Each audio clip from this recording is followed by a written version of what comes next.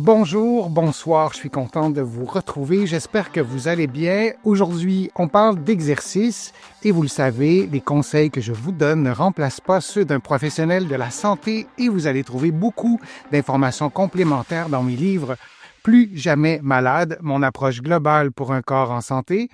Lève-toi et marche, le remède miracle existe et il est gratuit. Je vous montre cet exercice qui se fait en position debout, qui stimule plusieurs muscles. Si vous êtes d'accord, je vous le montre sommairement, puis ensuite on va voir pourquoi l'exercice est utile. C'est un exercice qui est vraiment dynamique. Vous risquez d'avoir un peu chaud en faisant l'exercice.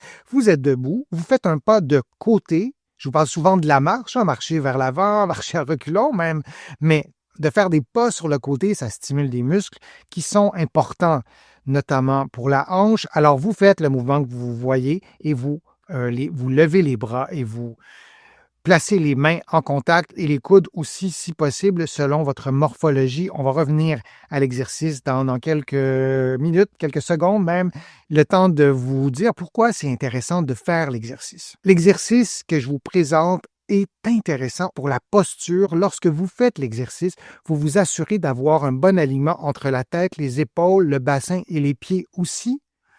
L'alignement articulaire, c'est pas seulement quand on est debout ou assis, ou on est statique, ou on est très bien placé, puis tout est parfait comme ça. C'est aussi quand on est en mouvement. Donc, on veut maintenir notre posture lorsqu'on est en mouvement. Et j'ai parfois des patients qui ont fait beaucoup d'exercices posturaux, mais statiques, sans bouger. Et dans la vie de tous les jours, lorsque ces personnes-là font du sport, lorsqu'elles bougent, lorsqu'elles courent, peu importe, leur posture est peut-être moins intéressante que lorsqu'elles sont statiques parce qu'elles ont été, programmées en raison des exercices qu'elles auraient pu faire. Donc, l'exercice que je vous propose, lorsque vous le faites, en vous assurant de maintenir un bon alignement tête, épaules, bassin, et lorsque les bras bougent, de préserver cet alignement, c'est fort intéressant et c'est parfois un peu plus difficile. Regardons l'exercice un peu plus en détail. Donc, vous commencez l'exercice, les pieds à peu près un à côté de l'autre, et vous faites des pas de côté. Et en faisant votre pas de côté, vous faites un mouvement de flexion des genoux plus ou moins accentué. Si vous avez beaucoup de force, si vous êtes habitué de faire des mouvements de ce type, vous pouvez faire une flexion des genoux un peu plus grande que ce que vous voyez en ce moment. Et si c'est l'inverse, vous faites un peu moins de flexion, mais on veut faire une flexion des genoux et on garde à peu près toujours une petite flexion durant l'exercice. En même temps, lorsque vous éloignez vos pieds l'un de l'autre, vous rapprochez vos coudes et vos mains dans une position d'élévation des bras. Vos bras sont déjà levés du début à la fin de l'exercice, alors ça stimule aussi l'endurance des épaules et lorsque vous faites ces contractions-là simultanées, inévitablement, vous devez stabiliser les muscles du tronc. Vous devez contracter les muscles du tronc pour stabiliser le tronc, le dos, les épaules, le bassin. Vous pouvez aussi contracter le plancher pelvien un peu durant l'exercice. Ça peut être une stimulation intéressante aussi au niveau du plancher pelvien, les muscles qui retiennent l'urine et les gaz, et vous répétez ce mouvement-là. Pour augmenter le niveau de difficulté, vous pouvez avoir des poids au poignet. Vous pourriez avoir une bande élastique aussi entre les bras. Donc, quand vous éloignez vos bras l'un de l'autre, ça sera plus difficile.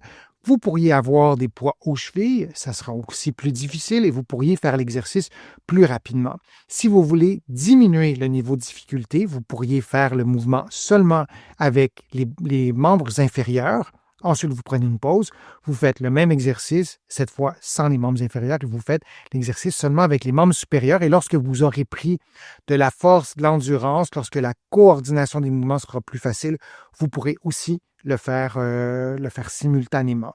Dans les paramètres, vous pouvez faire 10 mouvements et prendre une pause, ou 10 à 20 mouvements, prendre une pause et répéter 3 séquences, ou vous pourriez faire l'exercice pendant 1 minute et répéter 3 fois.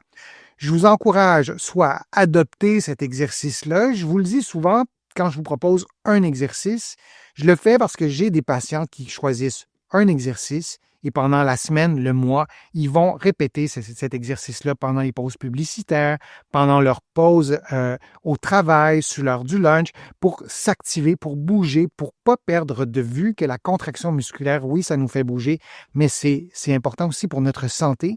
Et j'ai d'autres patients, des internautes qui m'écrivent, qui vont prendre l'exercice et qui vont l'intégrer à un programme d'exercice déjà fait. J'espère que cet exercice vous sera utile. J'espère que ça vous aidera. Je vous remercie d'avoir été là. Je vous remercie pour vos questions. C'est toujours un plaisir de vous présenter mes contenus.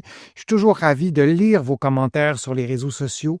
Je note toutes vos questions. Je vous invite à les formuler, vos questions, et je vais y répondre dans de prochaines vidéos. Parfois, j'ai le temps aussi de vous répondre individuellement. Vous allez trouver beaucoup d'informations sur mon site web, le www.denisfortier.ca. Vous allez pouvoir aussi vous abonner gratuitement à mon infolettre et vous allez trouver beaucoup d'informations dans mes livres, notamment Plus jamais malade, mon approche globale pour un corps en santé et Lève-toi et marche. Vous le savez, j'ai écrit plusieurs autres livres et vous allez trouver donc beaucoup d'informations dans ces livres-là. Je vous remercie pour les contributions. Vous êtes vraiment très fidèles sur ma chaîne et ces contributions m'aident à vous présenter de nouveaux contenus jour après jour, semaine après semaine, et je suis toujours ravi de le faire. J'espère que vous allez prendre soin de vous, que je vous ai incité à bouger un peu plus, à marcher un peu plus. Je vous dis à une prochaine fois, un prochain direct, à une prochaine vidéo. Je suis Denis Fortier. À bientôt.